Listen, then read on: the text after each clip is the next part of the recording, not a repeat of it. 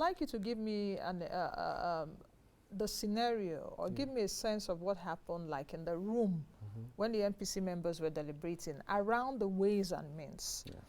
Because 23 trillion naira now, I think ways and means advances to the from the central bank to the federal government. That no doubt has also caused some kind of inflationary pressure. I also know that the governor of the central bank answered questions concerning the ways and means. So can you make Nigerians understand that?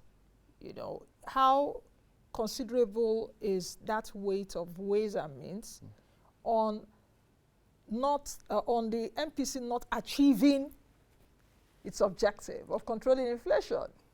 From the central bank side and from the MPC side, we have a fairly different perspective to this, given the numbers we're seeing.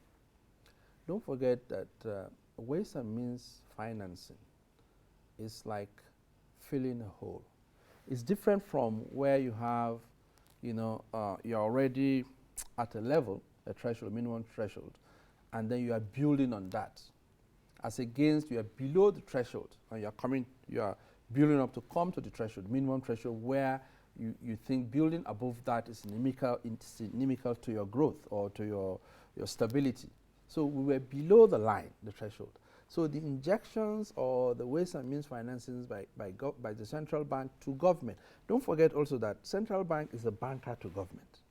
If you have a bank, you took a loan, you are in default, and the bank said, okay, because you are in, and maybe the loan is substantial, it's also going to affect, you know, the stability of that same bank.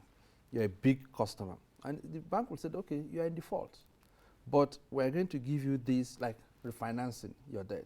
We're going to restructure so that you're able to pick up, get your acts together, and then start making income so that you can pay us back, even if it's going to be a longer time. It's different, right? Okay, you are defaulting, you are not paying, we're giving you more. You're going to be killing your business and that person.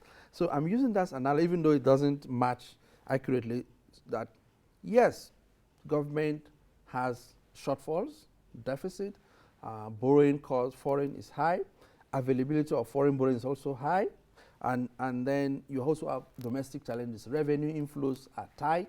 The argument that was there was government has given, or the fiscals have given a lot of optimism in terms of the reforms they're doing around. Don't forget that we have a permanent secretary, Minister of Finance in the MPC. Yes. So they've given a lot of optimism of the efforts that have been done by the fiscal authority to boost domestic revenue inflows or other sources of revenue, to block leakages. The PAMSEC was also giving us example of, you know, income you can earn from gaming industry. You know, all this lottery and all that. It's billions of naira.